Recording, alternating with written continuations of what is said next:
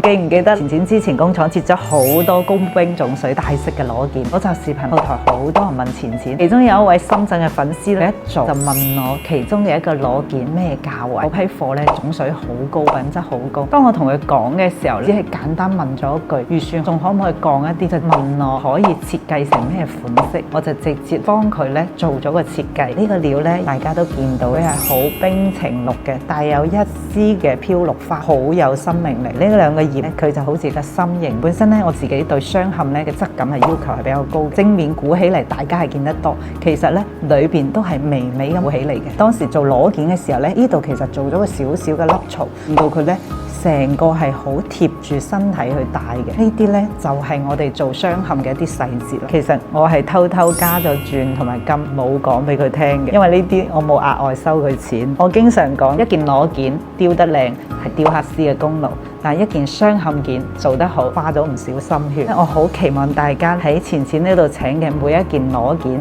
通過你哋嘅編號嘅設計同埋風格，我可以同你哋一齊見證佢由原料裸件到成品嘅一個過程。做出嚟嘅掛件，你哋中意，經常戴，錢錢咧亦都好似多咗一份成就感。希望通過每一件翡翠，可以同你哋搭建起友誼嘅橋梁。如果大家對翡翠需要任何嘅幫助同埋疑問嘅，都隨時歡迎揾錢錢，關注我買翡翠唔踩坑。